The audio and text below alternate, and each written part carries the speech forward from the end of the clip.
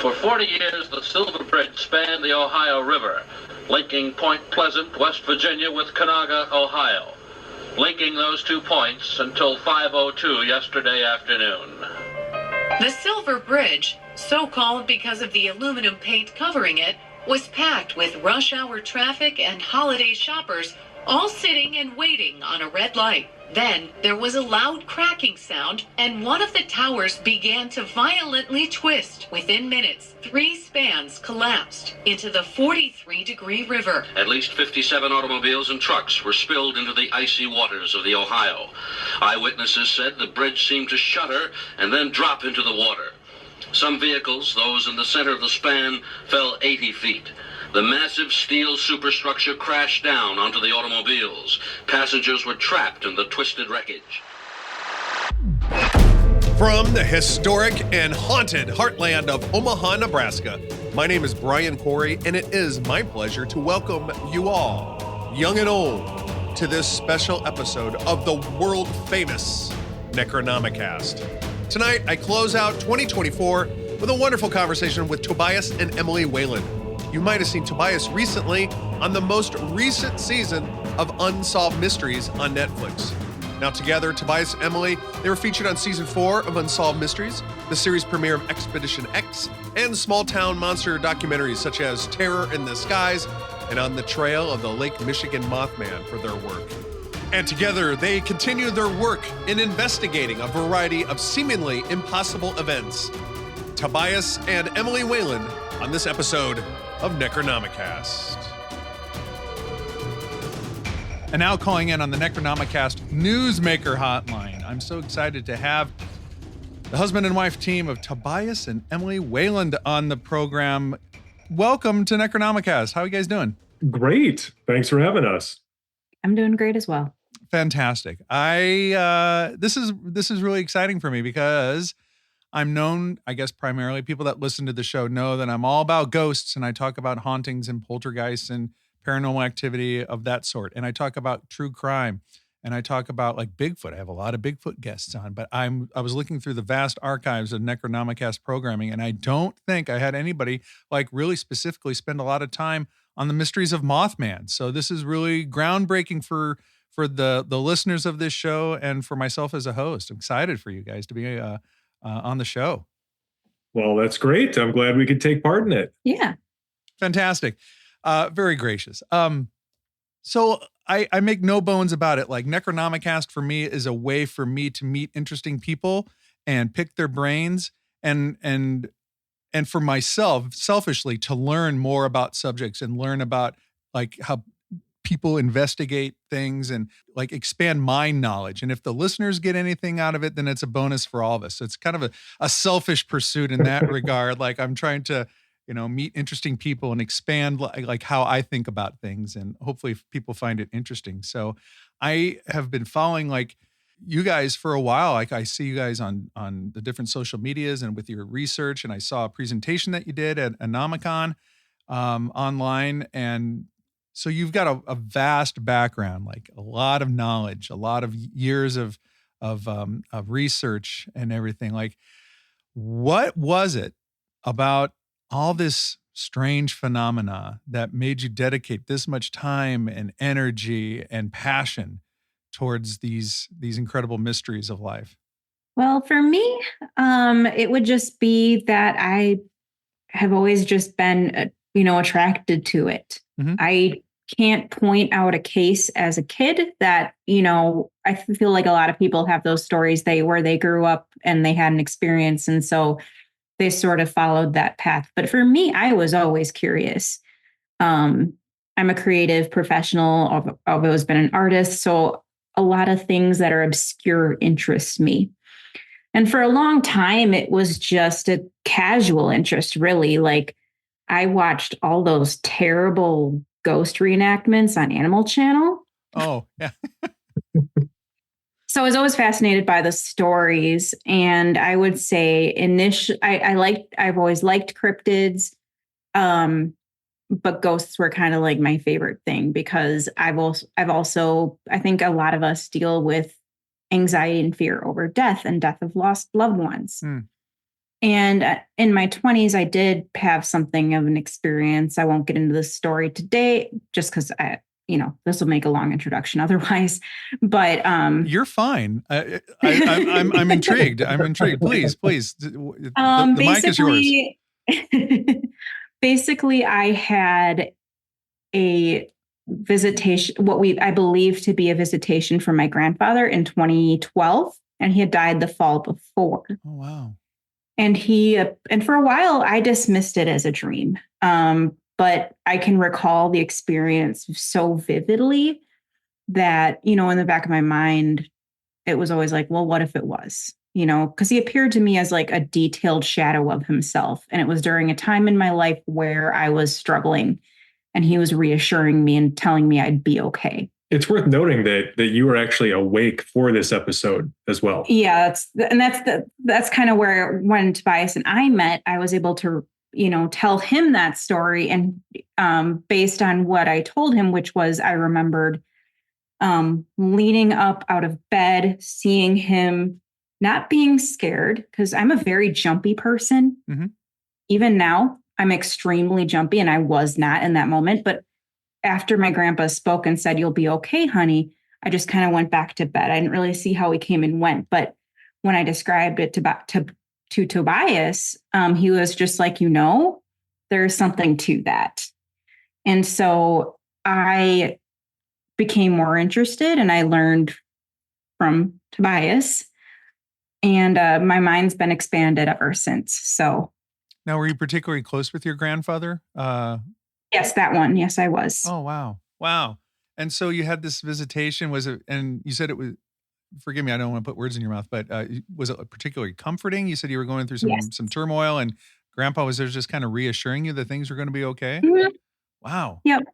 Wow. Yeah, those experiences, it's very, very easy, especially in like with society, people saying like, well, it was probably, but I don't know if you want to dismiss things like that, especially when they bring you comfort and you have fond memories and I guess it worked. It did bring you comfort and kind of. Yeah, it really did. And I think I was conditioned to kind of dismiss it because even though I was, I felt awake. It's like, did I dream I was awake? Oh. I wasn't sleeping very well those days. So it was very easy for me to dismiss it. And I'm a pretty scientific person otherwise. So it's, I think I was skeptical of my own experience for a while. Wow. It's interesting that you mentioned science there specifically and being a scientific person, because that reminds me of the sort of dogmatic thinking that Charles Fort hated and why he railed against the modern scientific paradigm of his day, because there's nothing unscientific about an unbiased observation of your experience. And a truly unbiased observation of that experience is going to come away without judgment, because it is mysterious by its nature. It represents a mystery deserving of examination, not dismissal. Mm-hmm. Yeah, very well put. Yeah. And now you mentioned the great Charles Fort. And again, I kind of pride myself on my show being a place where people that aren't well versed or haven't read all the books, they can come to Necronomicast and listen to experts and like learn new concepts. So Charles Fort, for those that aren't initiated into that rabbit hole of of history, could you briefly explain Charles Fort and why you named your investigation society the Singular Fortean Society? Yeah, absolutely. So, I mean, that is the most common question that we receive. What does Fortean mean? So it comes from Charles Fort, of course, and Charles Fort was an early 20th century collector of weird news stories, and he would collect these stories from a variety of sources from all over the world, and he would compile them into various volumes and speculate, often very tongue-in-cheek, about various commonalities and causes, and just sort of speculate about the roots of these phenomena. And there were a couple of things about him that I think are really, really noteworthy. One of them I already mentioned was that he was something of an iconoclast in that he very much rebelled against the prevailing scientific opinions of his day. He viewed science at that time as being sort of woefully dogmatic and dismissive. And he felt the same way about organized religion, actually. Just sort of two sides of the same authoritative coin. And so you'll see that throughout his work. His first book, Book of the Damned, actually sort of starts out with this procession of damned data that had been disregarded by the authorities of his time, that is to say, science and religion, because it was inconvenient to both. Right. But he also coined the word teleport, which is just a fun fact. So, yeah, did not exist before Charles Fort came up with it, which is fun. And he has this quote, and he has a lot of good quotes, but this one, I think, really because of its brevity, but also because of how succinctly it sort of sums up his overriding philosophy is especially great. And it is, one measures a circle beginning anywhere. And that is to say, by examining any aspect of the paranormal, from UFOs to cryptids to ghosts and hauntings to parapsychology, whatever, you can understand something about all of it, because there are these commonalities and there do seem to be links, even if sometimes those links aren't obvious and they sort of exist beneath the surface. And so it encourages a sort of holistic approach to these subjects that, of course, we have incorporated into our own work. And so that's why we have Fortean in the name of the Singular Fortean Society. The other word that people always get caught up on is singular. And I know that it can mean one, but it also has multiple definitions. And the other definition, the one that I really like, is unique or remarkable. And sort of my thinking, because I'm the writer and Emily is the artist. And so, of course, I came up with the name. And part of it is that I just think it sounds neat, but it also has a deeper meaning, because that word singular, in its definition as unique or remarkable, I think is very apropos, because what we believe is that everyone, of course, is unique and remarkable, and everyone's opinion is valid, and everyone's opinion is necessary, I think, in order to really bring the study of what is essentially experiential phenomena into the 21st century. And so, we're not the only Fortean society, nor do we claim to be, nor do we want to be. But what we do want to be is a society of singular Forteans, that is to say, unique or remarkable people coming together, sharing their often varied viewpoints, and through those getting, I think, a perspective of these phenomena that otherwise would be lost. Mm-hmm. Now, like through the years, you've really gotten, you guys both, when I say you, I mean like as a team there, like a great reputation of being, thorough researchers.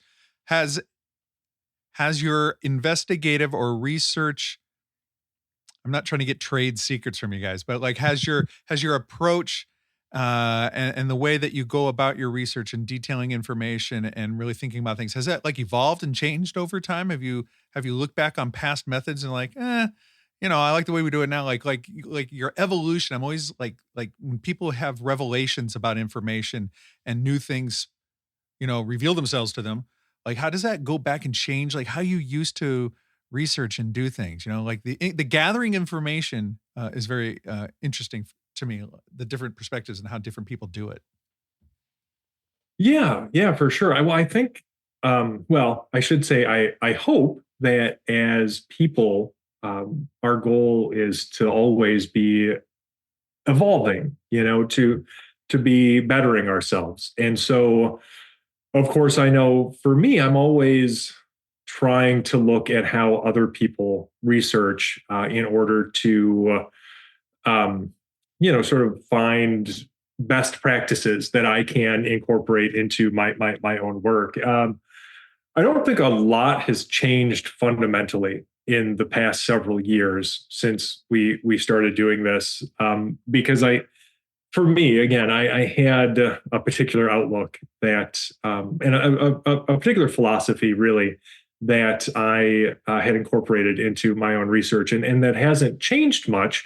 And what that comes down to, of course, is what I like to call compassionate professionalism, which, because I deal directly with so many witnesses, something that I think is very, very important is that I never lose sight of the human element. You know, I'm working with human beings, and they are deserving of dignity and respect. And all too often, what I see is people falling into the trap of treating an interview like an interrogation. And I think that's a darn shame, because I can only imagine how many people who have already had it pretty tough, it's not easy to come forward with this kind of experience, are treated that way. And we lose their story because they don't finish telling it to the person treating them that way. And they probably, and I don't blame them a bit for thinking this, assume that that's going to be their experience no matter where they end up going.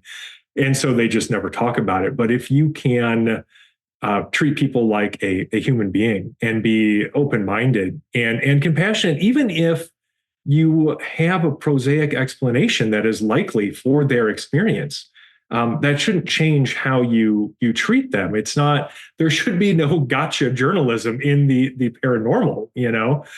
And so as long as I am remembering that, you know, like there isn't much for me to end up changing. Like there are, you know, little tips and tricks you might find along the way, but my overall like research method of fact checking and trying to find the oldest possible sources, and really just all of the kind of research 101 that you pick up, you know, with almost like any liberal arts degree, you know, like that kind of stuff. You know, I think if anything's changed, it's probably friends of ours telling me about new databases and things that I wasn't previously aware of, but very little else. What about you? I mean, I guess for me, my mindset changed in how I look at some of these things, because, you know, I mentioned that, you know, I had a very kind of, for lack of a better term, traditional view of what these things are. Ghosts are dead people. Cryptids are biological, undiscovered biological creatures.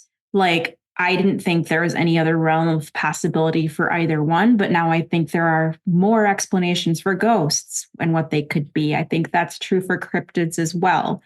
And the more I looked into what high strangeness was, I didn't know what it was until we formed the Singular Fortean Society.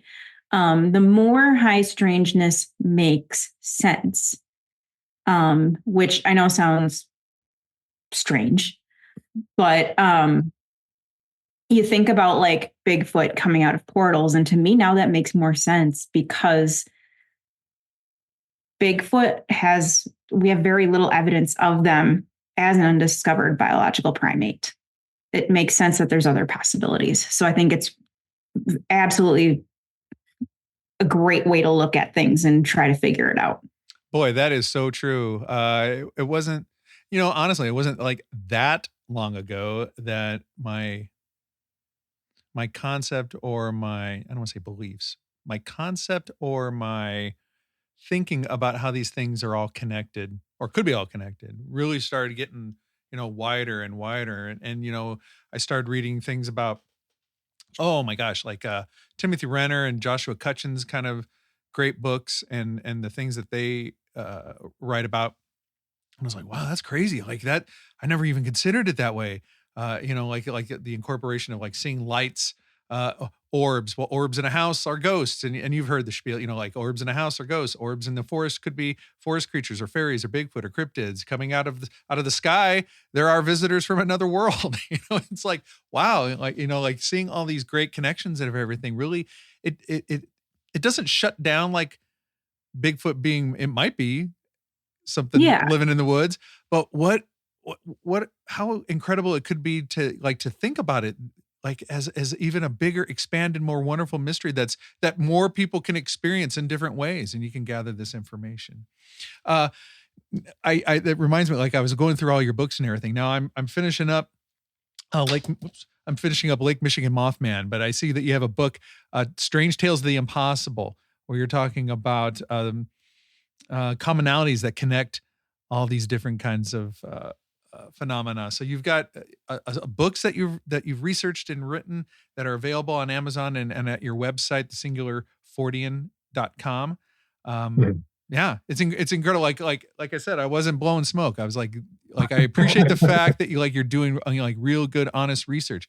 And I want to jump back. What you were saying, professional. What were you saying? Professional. Compassionate professionalism. Compassionate professionalism was really evident and very much on display with your appearance on the recent Unsolved Mysteries. Now I do I'm not getting contacted by Unsolved Mysteries, but when I investigate or when people reach out to me here in the Omaha, Nebraska area, about paranormal activity, and I go and talk to them, the first thing out of almost everybody's mouth, and I'm sure this is the same thing with you, is like, I'm not crazy. That's like the first thing they'll say. Is like, yep. Like, I hope you don't think I'm nuts, or I can't, like they start discounting the story before ever they want to tell it. Breaks my heart. Yeah, for real. Because you think like, well, what are you censoring? Like, I tell them that I'm not gonna, assume you're crazy or anything. I mean, I might be the crazy one, like seeking out, as many stories as I can, as many experiences. But I'm like, I hope like you trust me enough to not censor the best part of the story. Right. Yeah. Well, that's definitely part of it too. Is no matter what, I have an obligation to authentically represent that witness's experience.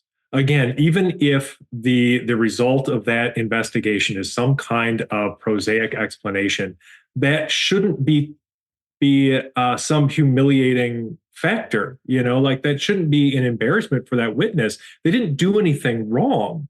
If they're coming to me in all earnestness and they are relating this phenomenon that they can't explain, that's enough.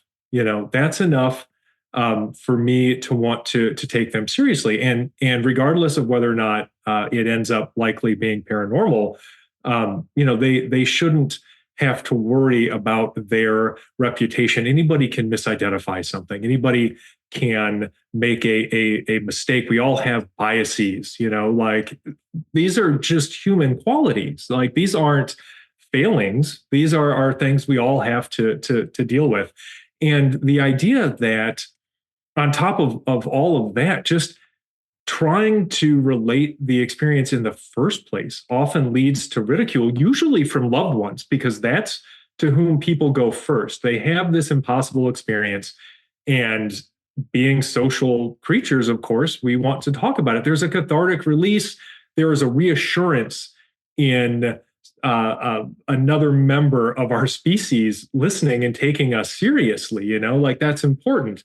And so we will turn to a loved one, could be a parent or a sibling, even a spouse. And the most common reaction is to be laughed at. And then they don't want to talk about it anymore. And maybe they find somebody like us at some point, and they eventually feel comfortable enough to share their experience. But often they don't, I think. And how many stories are lost? How many human experiences are never related because of that completely unnecessary stigma and the attached humiliation?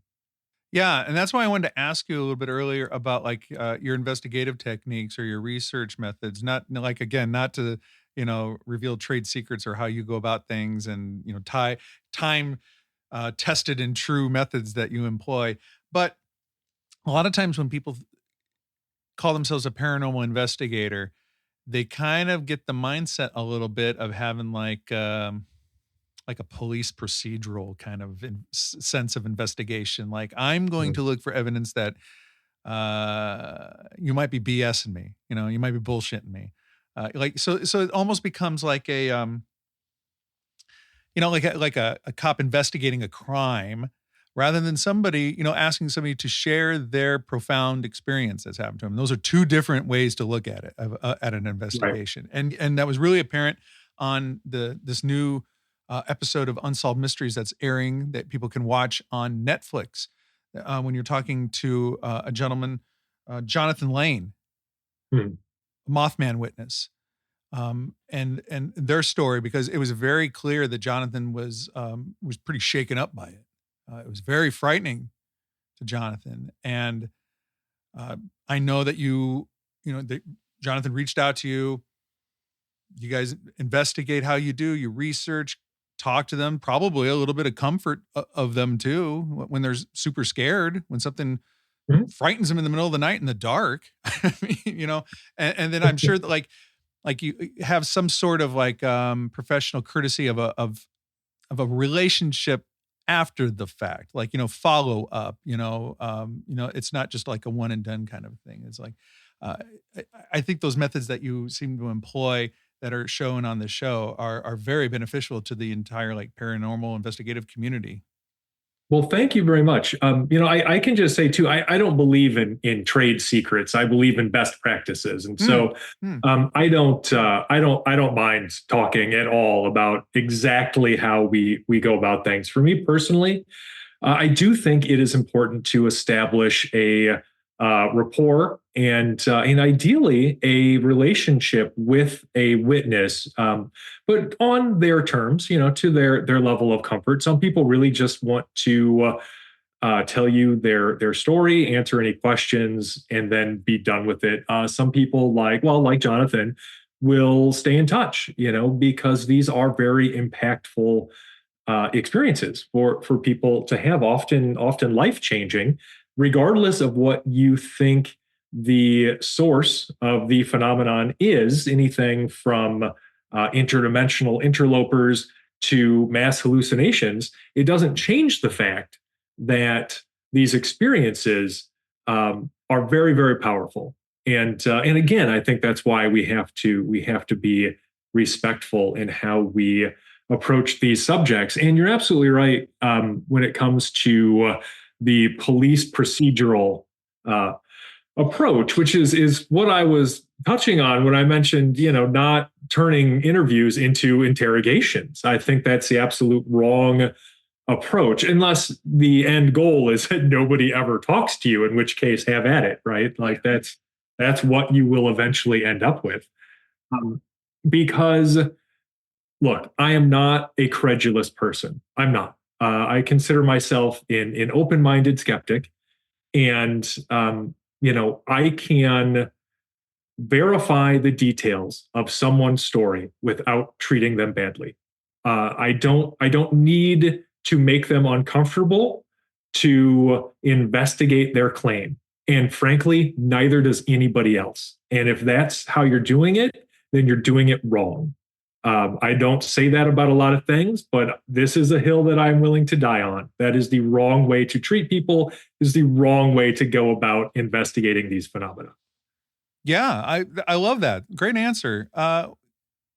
When people, like recently I went and investigated a home. People contacted me that they were having some perceived paranormal activity, like ghostly, I guess you could say. And the last thing that I want to do is, when I'm being welcomed into somebody's home and given a cup of coffee and shown around their house, is to treat it like I'm walking around a crime scene. Right. Like, I can't imagine, people being scared enough over enough time that they feel the need to reach out to anybody that seems to have some credibility, and to share their story, and then walk them around the house, like treating it like a scene of a crime or something, and try and poke holes in their story. I know like everybody wants, evidence, or, like that seems to be the main motivator for a lot of investigators, like on the YouTube and things like that. Like, we want to get great evidence. We want to get that camera shot. We want that Patterson Gimlin film 2024. But I think it's enough just to document stories, and then try and find like either patterns to the stories, or, some people talk about clusters of activity, things like that. I'm curious though, like you have like on my website, you have a place where people can contact you and, like report, and, like, so they can contact you and you can investigate. Like, do you get a lot of,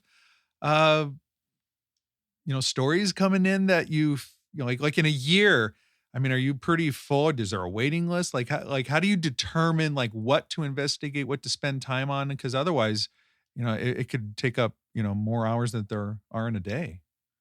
Well, that is very true, especially after Unsolved Mysteries. We did get a big I bet. influx. I do have a tendency to sort of, I guess, triage sightings as they come in. I do make a point of responding to everybody, no matter what. Even if it takes me like 2 or 3 weeks to get to it, I'm going to get back to them.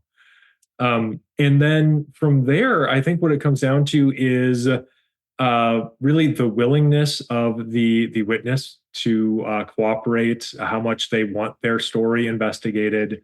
It comes down to where they're located geographically. There are a number of factors there, I think, that go into deciding what we end up putting the most time into. And like I said, a lot of it's sort of out of our hands. We can only do as much as the witnesses will allow in many cases. And so you normally, or I should say at least often, it's the most enthusiastic witnesses that are the most investigated or the most well investigated. I mean, would you agree with that? I would agree with that. Emily, I'm so glad that you joined us when I reached out, and I apologize. I reached out to Tobias just because I saw him on TV, and I'm so glad to have your perspective and your input on this as well. And I didn't know like what an accomplished artist you were. I just found out doing research and want to be respectful of your time to when conversing with you. Like you designed all the covers to the Femme Macabre. Yes. To that series of books by Amanda Wormer.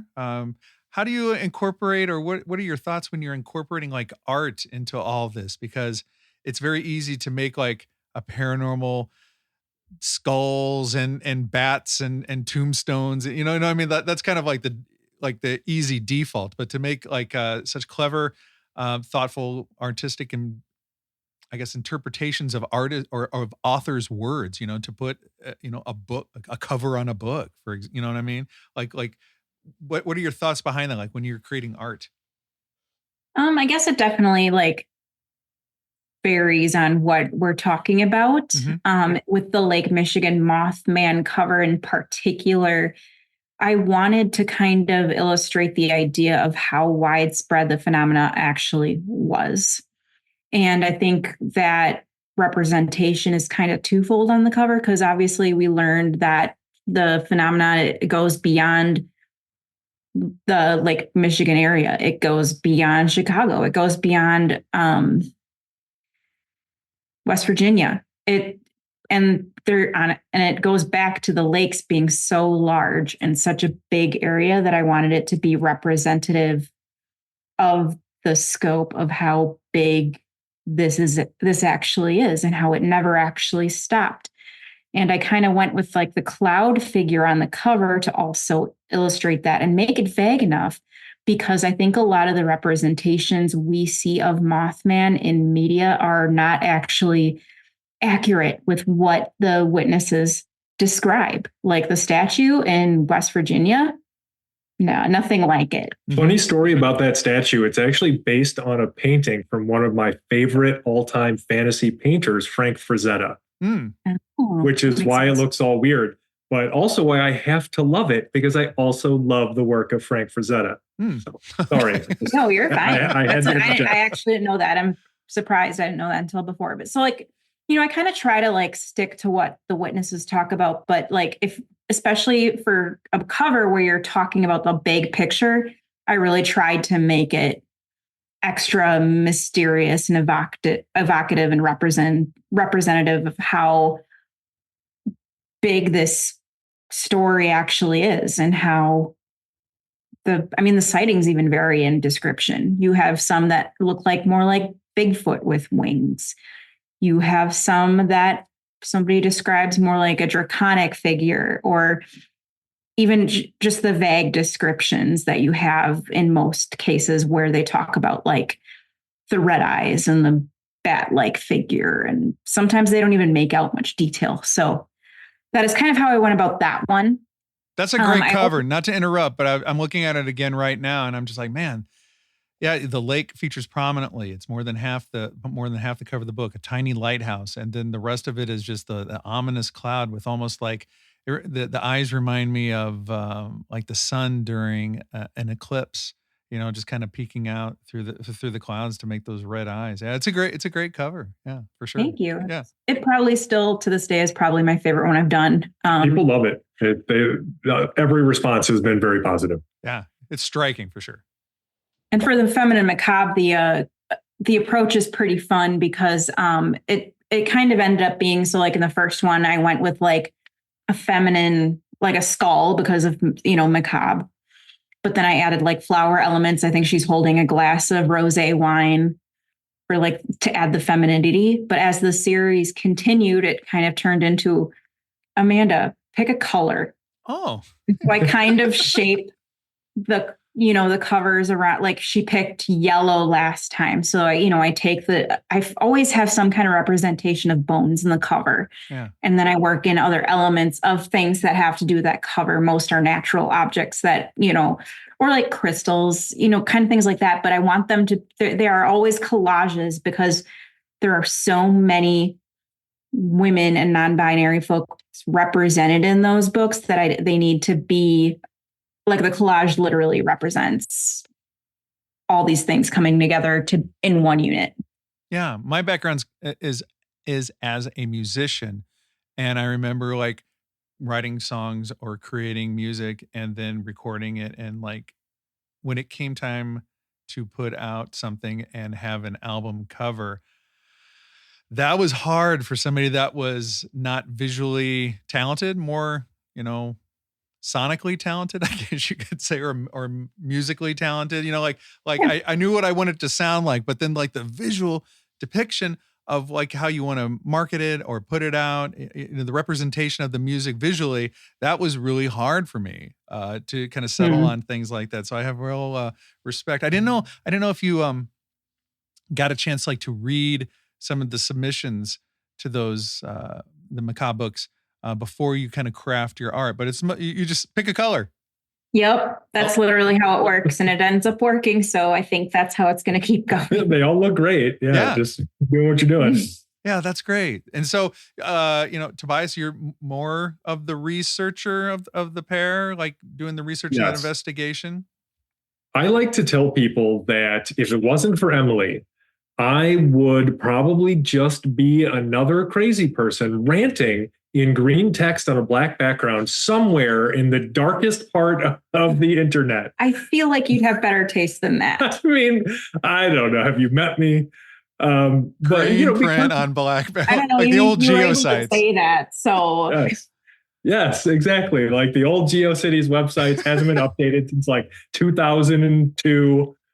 That could be me, but Emily takes everything that I write and she makes it look great. And I'd be lying if I said that wasn't a contributing factor for getting people's attention. Like it's one thing to have an interesting message or do good research, but it's another thing entirely to get people to pay attention. And so, Emily's covers have been fantastic for that. She's done the covers to all three books so far, and they've all been great. Every single one she did. Well, she does all of the design and layout and everything too. So, the reason that these books all look so well put together and professional is because she has a degree in design and she knows how to do this stuff. And so she does a great job. And she did all of the illustrations for the Sing of the Fortean Society's Yuletide Guide to High Strangeness, which I thought turned out great. And they were a really nice accompaniment, I think, to the research in that book, because I didn't want people to lose sight of, like literally, to lose sight of what we were talking about. I wanted people to be visualizing these characters as I'm comparing them to other anomalous phenomena. and part of that was sort of a re-enchantment, I think, of the season. People have lost sight of how weird the Yuletide season is, like how weird Christmas is in the commercialization of it. And I think that's a shame. Like Christmas should be the most magical time of the year, not a time where we're arguing over Starbucks cups or something else pointless, right? Like no, it's the time of year where we need to start sort of keeping our eyes peeled for the wild hunt and watching out for the Asgardsrea and just generally enjoying the magic of that season.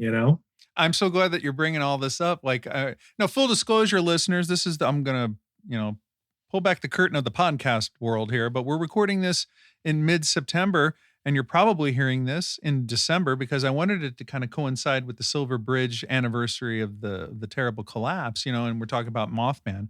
But if this is in the future and we're releasing this at Christmas time, you do have this Yuletide Guide to High Strangeness, which I have not read, but I'm going to investigate for sure. Like, I really enjoyed having Jeff Belanger on the show last year when he had a book about the fright before Christmas. And before that, I've had Troy Taylor on when he had a book about One Bleak Midwinter Night. So there's room for tons of books and stories and things like that. So I'm so glad that you've investigated this, and I'll have to have you on again to specifically talk about Yuletide Guide to High Strangeness after I get a chance to purchase and read it. But while I have you on now, what a neat concept of having a book about these strange traditions, and we have this kind of Americanized conception of Christmas, and that's horribly tied just to, merchandise and commercialism. And what are you going to get me the day after Thanksgiving, standing in line at a store. But like these great traditions of stories and everything about like wintertime and Christmas and different traditions and everything. So yeah. So sure. Well, what I wanted to do also, just real quick, we don't have to spend like a ton of time on it, but all the time you need.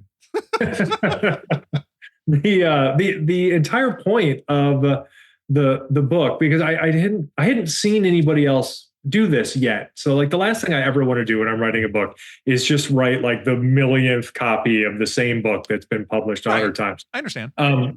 And so what I hadn't seen yet was somebody taking these Christmas legends, right, and comparing them to the kinds of paranormal phenomena reported today. So like, for instance, if you look at something like the wild hunt, like there's an argument to be made that it mirrors a number of paranormal phenomena that are still reported today, like everything from UFO flaps to alien abduction is reflected in stories of the wild hunt, or as I mentioned before, Asgardsrea, which is really just another form of the wild hunt without the hunting so much. Mm-hmm. And so you basically have these traditions of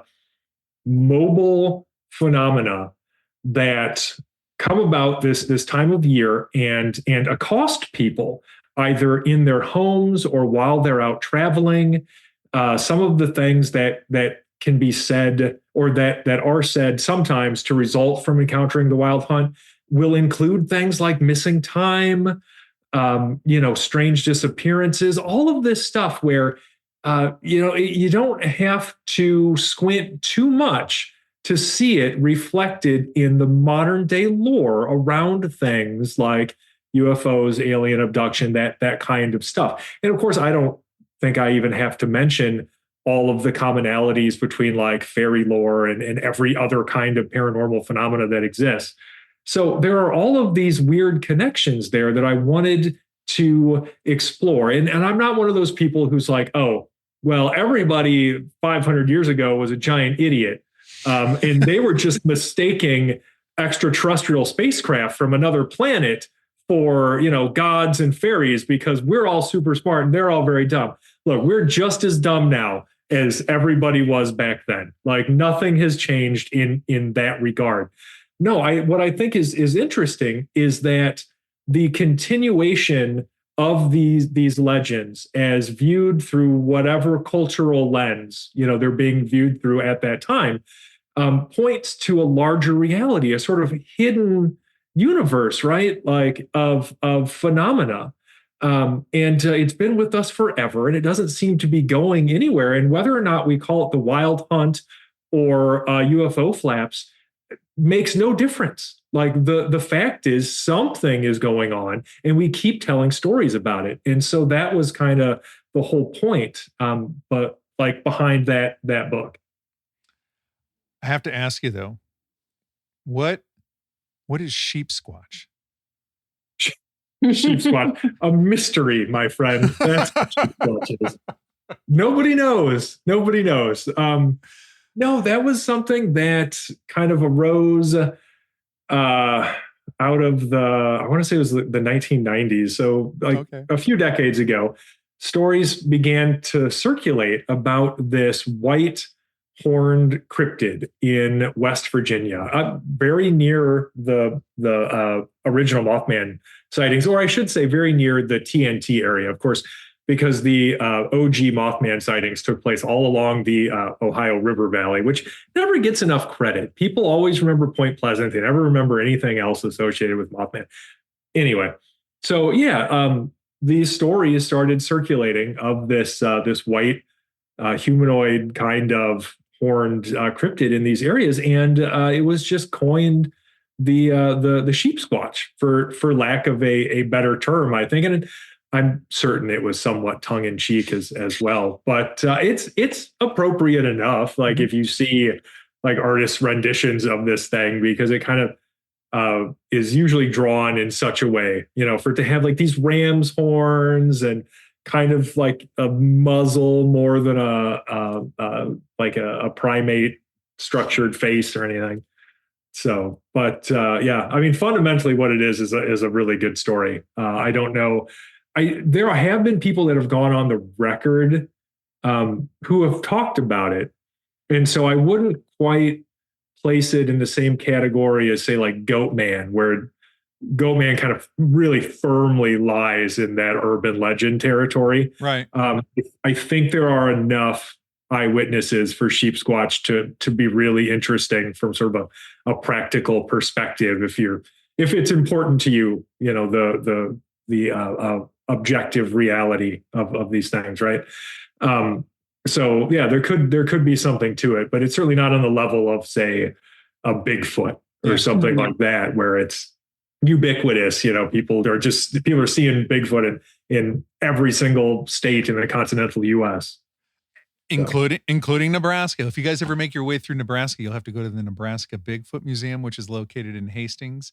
And also, I don't know, you can't really see it as I look in my Zoom thing here, but if you over there in that back corner is a magazine cover, Outdoor Nebraska from the 60s, and there's a legend of the Walgren Lake monster in Nebraska, and it's a cryptid. It's a thing that was seen for a while by like ranchers and farmers, and they thought it was something that was coming out of the lake and eating cattle and terrorizing, and some people thought it was just a giant catfish that that spooked some drunk ranchers. And anyway, like it's just a wonderful kind of part of Nebraska folklore, the Walgren, or also known as the Alkali Lake monster. So if we have our share of cryptids and things here in the Midwest as well, and Bigfoot sightings. Our mutual friend Steve Berg was telling me that he went out to a community not too far from where we record this here, in his podcast, Blair, Nebraska. There was Sasquatch sightings in 2024. Seen going behind businesses and looking in dumpsters, like 8 foot tall, shaggy, hairy creatures, not bears. And so Steve went out to Blair, Nebraska, and investigated all that. It was pretty cool. Awesome. Yeah. Listen, I'm so glad that you guys had the time to sit down and chat with me. Like I said, this is a very selfish pursuit sometimes, having this podcast, because I want to be able to, meet people that have interesting views and work hard and do research and do creative endeavors of writing books and artwork. And also like I wanted to get in touch with you too, because I was like, that seems like a good guy. Emily, you seems like you got a good guy there. Like just the way that you conduct yourself online. I don't see a, shit talking and things like that. Like it's very try to avoid it. Right. You're very professional. You're very thorough. It seems like you're a deep thinker. Great book. Your Mothman book. I'm almost done with it. I have it on Kindle. I'm almost done with it. Lake Michigan Mothman. I want to make sure that we talk about that one more time or mention it one more time. And just reading through your website and just and things that I've encountered, like listening to different interviews and watching you on television. I was just like, I got to reach out to somebody like Tobias and Emily just to pick their brains. And I feel like after talking to you guys, I feel like smarter, like talking to you guys, Me too. It's rubbing off, it's rubbing off on me. So thanks for all that you do for us weirdos out there in the community and for, and doing the work that sometimes, honestly, I know as well as you do, that sometimes it's not celebrated in any way, but we do it because it's interesting to us. It's the pursuit of this mystery of the mysteries of this world. And I really enjoyed talking to you, and I enjoyed getting to know you on my own through my research of you guys. Well, thank you so much. Yeah. I mean, this has been absolutely fantastic. And you are very correct in that. And this is what I always tell people. If you want to do this, I think you should, but it better be a passion, because if it's not, you're going to find better ways to spend your time. Believe me. Mm-hmm. So. Oh yeah. Yeah. There's been times like when I've been like in a remote location at night, whether it's a cemetery or an abandoned building or allegedly haunted place, and it's 3 a.m. and I've got a recorder and I'm all by myself talking to seemingly nobody. And in the back of your mind, you're like, what are you doing? Or when that one person, or that one person would be like, "Oh, you investigate ghosts, huh? Okay."